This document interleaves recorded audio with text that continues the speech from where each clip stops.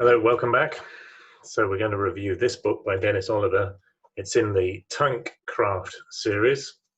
TankCraft, this is Tiger 1 for what is described as the Southern Front, meaning North Africa, Sicily, and Italy, 1942 through 1945. Now I've got 3 of the TankCraft series all on the Tiger 1 to review here, and they're all identical in format and length. So they're all 64 pages. Feel quite heavy, even though it's a thin paperback. It's got reasonably thick paper on the inside, nice thick covers, glossy covers. Each one of them is 64 pages long. Let me explain what you've got inside. So in order to cram as much as possible into this particular format of books, so that's rather unconventionally, the printing of the pages starts on the inside cover. So this is the outlet of the cover. This is the inside cover. You get your contents page and your copyright page and your title page all on the inside cover, and then you go straight into the text here. The first 16 pages cover the campaigns, and they actually summarize the campaigns. So you've got some interesting photographs, and for a lot of readers it'll just be about the photographs. The first 16 pages summarize the campaigns in this particular volume, and it summarizes them with some reasonably useful maps here, and then there's a list of dates. So the campaign is summarized as a whole. So this is not summarizing Tiger operations in particular in the campaign. It's summarizing the campaign as a whole, illustrated with photographs. Generally get 1 or 2 photographs per page. And this campaign summary, here's Sicily, here's Italy, mainland Italy. The campaign summary is, remember, it's just a list of dates. It goes on for the first 16 pages. That runs on the 16th page, and then you get some color profiles. Now these are very colorful by comparison to most color profiles I've seen painted of the tiger. There are 11 pages of color profiles, so that's quite a lot of money's worth here. And the author has particular interpretations of the 131, which is the Tank Museum's very own tiger. Now most of the time, Tiger 131 is painted in a single base coat of yellow, dark yellow, and then there's a darker tone painted over the top of that as its second tone. But here, Dennis Oliver interprets the camouflage scheme as green over dark yellow. So that's rather interesting, and you can read for yourself his explanation for that. And there are other photographs of Tiger 131 throughout the book, for instance, at the end, where he further describes his interpretation of the black and white photographs.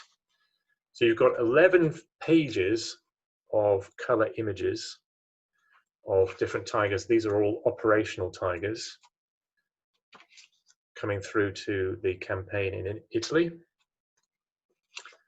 They're all beautifully painted. They're all colorful. I'm going to say they're colorful by comparison to most paintings I see of tigers, as in the rendering of the colors is actually quite vivid. So probably more vivid than would be considered certainly realistic in the field.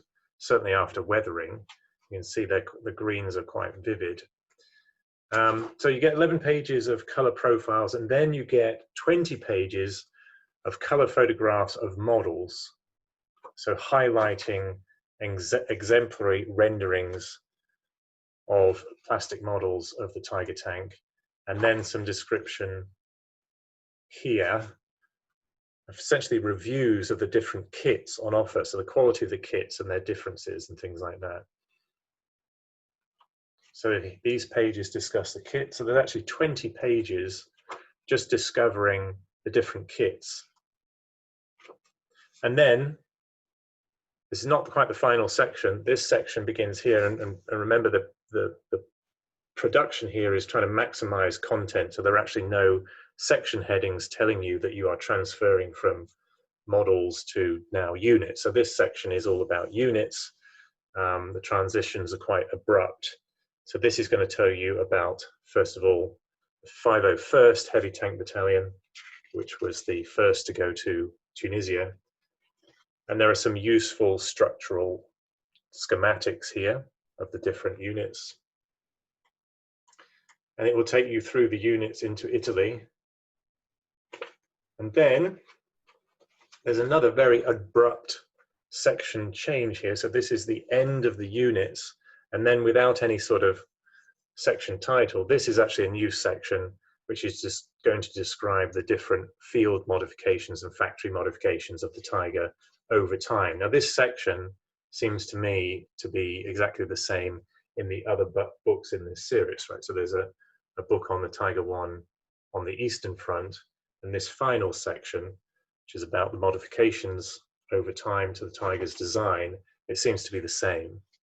So some illustrations of these modifications, say from the rear right turret pistol port to the escape hatch, illustration of that. There's some useful descriptions of what chassis number and what month of production these changes were made. And then there's a section here on Panzer colors, so advice on what colors were being used at the time. And that's probably the most distinctive part of this series because of Dennis Oliver's particular interpretations of the black and white images. So there you end it with some advertisements for others in the series, and then the back cover is describing this particular volume. So let's have a look at the prices for this particular volume. So on Amazon.com, the US Amazon.com, it's listing the paperback at $20.64. The Kindle is not much cheaper, it's $18.41. And then on British Amazon, amazon.co.uk, paperback version is £14.99. Kindle version is £14.24.